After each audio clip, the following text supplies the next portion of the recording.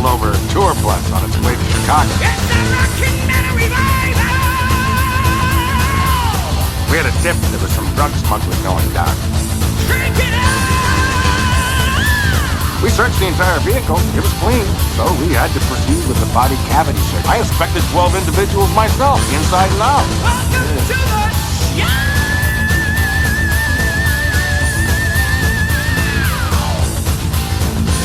Horns up, Metalheads. Time for another edition of Rock and Metal Revival. We are back for another uneducating episode of the show. Yeah, Jerry is in the Hookah Lounge studios. Yes, it's smoky in here this week. Yeah, well, thanks to our friends at Happy Sloth. And yes. Also, I'm in our studio in Parts Unknown, where it looks like Jim Bob has become the cleaning guy here. Oh, no. Oh, is it a mess? Oh, I can't imagine going in there after he's been in there.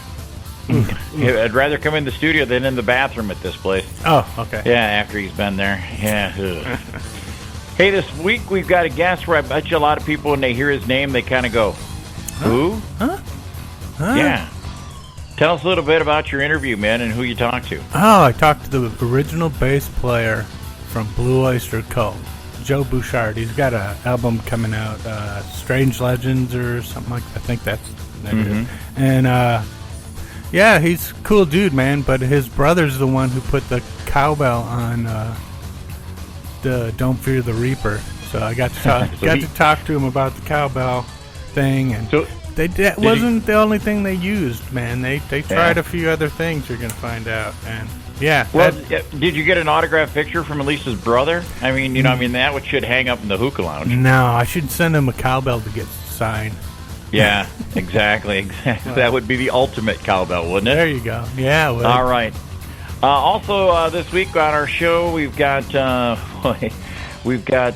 News of the Weird, which is pretty easy to find lately. We've also got our Talking Real Metal. We got some new music from the Lonely Ones, formerly known as Boboflex. Yes. We got the Joe Bouchard stuff. I'm trying to look through here. What else? We got some new BPMD. Did I get Primal Fear in there, I think? Some new Primal Fear. Also, Black Rose Maze. Yeah, that's that one you sent. Featuring Jeff Scott Soto. Yeah. So we got some new stuff coming up. We got some old stuff, and so let's do it. Let's kick off the show. How can you kick off with a more fitting song than this one? From their album Blood of Nations, this is Accept and Pandemic on Rock and Metal Revival. There are the Lonely Ones with The Lonely One. That's original. Here on Rock and Metal Revival. It's like calling your album One. Yeah, and the band, and calling your band One. Dude, I'm really digging the stuff that I've heard from the Lonely Ones so far.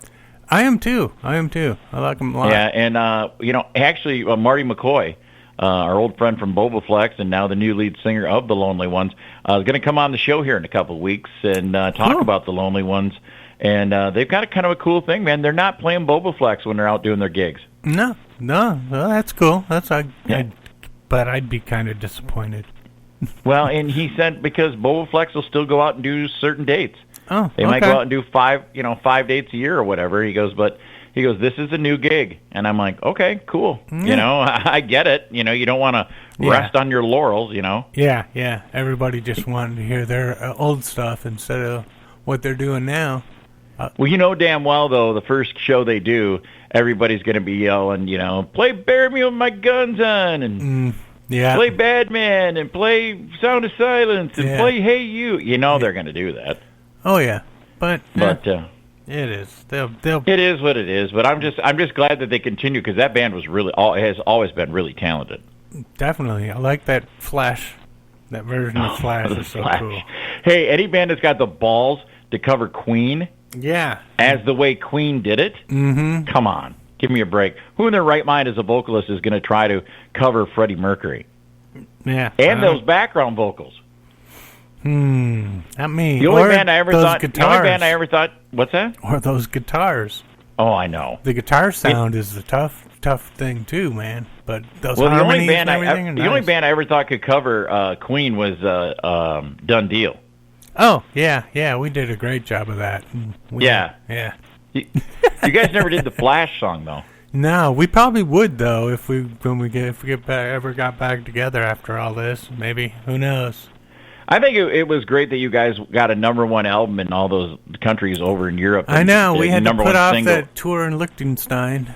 Yeah. And Vatican City and all those places. And you just... Yeah, I understand. Times are hard. Yep. Who knows? Maybe it'll happen again. Hey, man, tell this. We got to tell the story about the day that our guest today, Joe Bouchard, was offered to us. And I called you, and I'm like, hey, man, do you want to interview the original bassist of Blue Oyster Cult? And you're like, what? Huh? Yeah. What? Until I told you that he wanted to talk cowbell. Yeah, and his brother's the drummer, was the drummer from Blue Oyster Cult too. So yeah, they kind of at first I wasn't thrilled, but then I thought about it. And I'm like, yeah, okay, this could be fun. And he's next a nice to the guy. Next to the drummer from Mountain. Yeah. That you interviewed, this might be the ultimate cowbell interview. Pretty much, unless his brother was involved too, then it would be. Yeah. or Will Ferrell. Did you ask him which one of them had the belly shirt sweater on during the thing? No, I don't think I did. I did. That was fun. Well, we'll hear that interview coming up next hour. We'll do that right around the top of the hour. But good news for all you Blackstone Cherry fans, and I'm one of them. New album coming out real soon in October. They're going to release a new single. We hope to have it on our next show. But right now, let's take one from their album, Kentucky. This is a true statement if I ever heard one. This is Cheaper to Drink Alone on Rockin' Metal Revival. They're Scorpion Child. Their song Paradigm on Rockin' Metal Revival. Dude, I love that band. I love that song. Yeah, those first couple albums were really good. And did they turn it cash in? Are they done?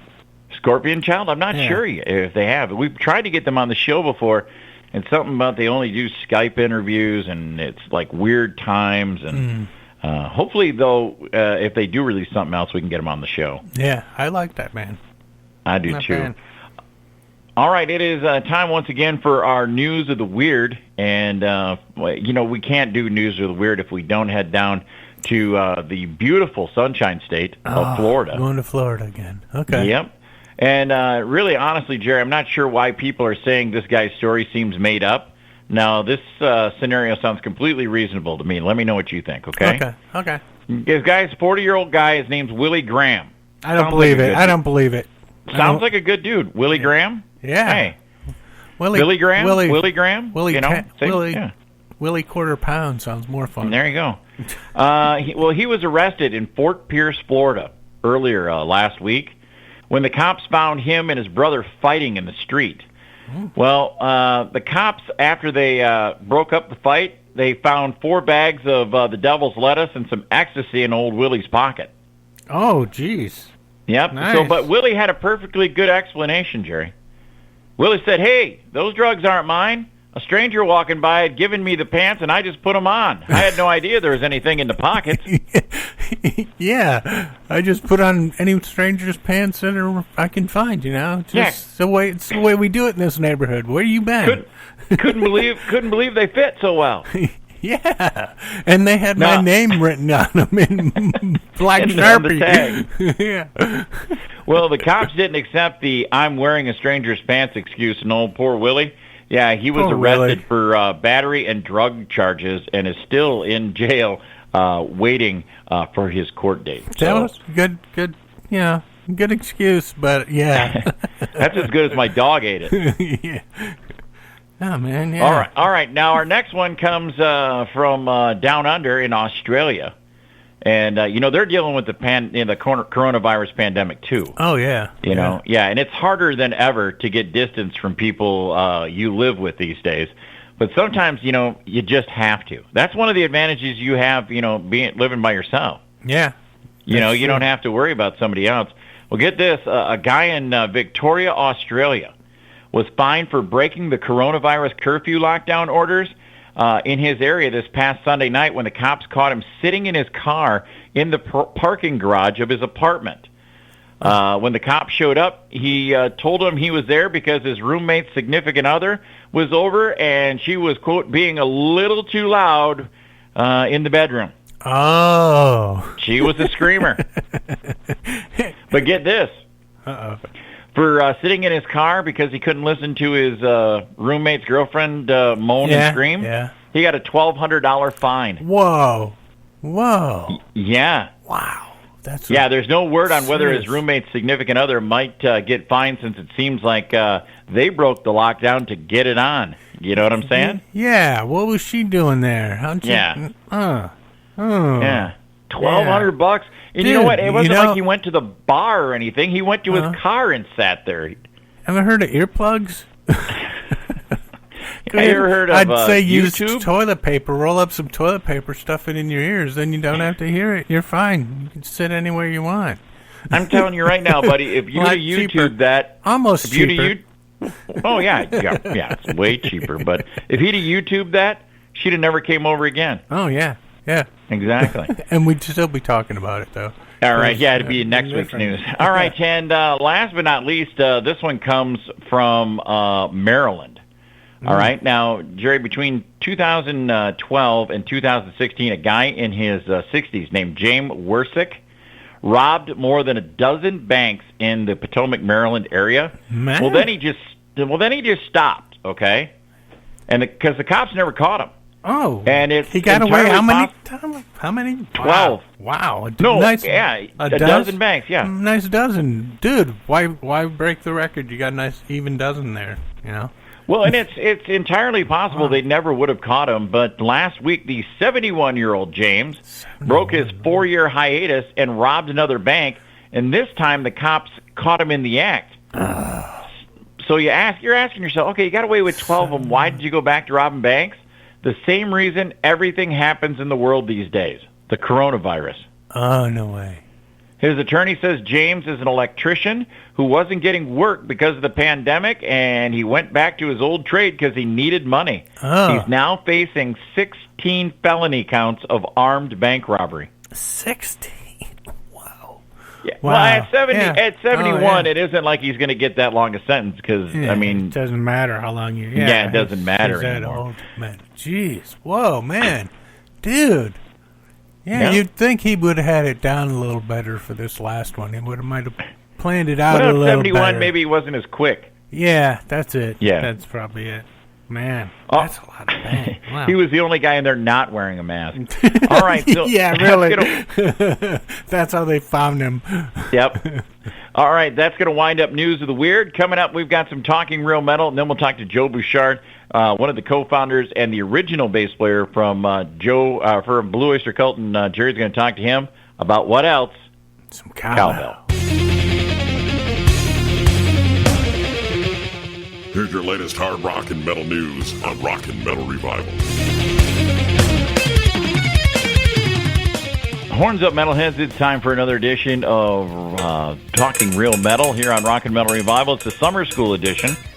Yep, get up, wake up, kids. Be ready. There you go. It's going to be a test. It's time to get your learning on, and we've got a lot of things that are really deep informational topics here. Yeah, of course, as always. Yeah. So let's kick it off with Jerry's favorite guitar player, Michael Schenker. He has a new MSG album called Immortal to feature Jolyn Turner, Ralph Sheepers, and the man who sings in everybody's band, Ronnie Romero. Nice. That's awesome. Now let me ask you this, Bud. What happens with Macaulay and Bonnet and those guys? Well, I know Robin McCauley and Doogie White are singing on this one too, I think, from what I read in the article. So he's got a bunch of singers working on it, but they're doing like background vocals and stuff, I think. So I don't know. Okay. All right, will be interesting to hear. Yeah, I'll check it out. Michael's like an annual guest on this show. He always puts out 3 albums a year. It's kind of like back in the day with Kiss. Hey, at least we're going to get 2 albums a year. Yeah. All right, Metallica to play Encore Drive-In Nights show at drive-in theaters across North America. I saw this, and I heard that they got the band 3 Days Grace opening up. I wondered how they're going to pull this off. Are they going to be from shows that they recorded previously, or are they going to just do a show in a warehouse with all their setup? Yeah, I think they're going to do like a live show and then have it broadcast to all these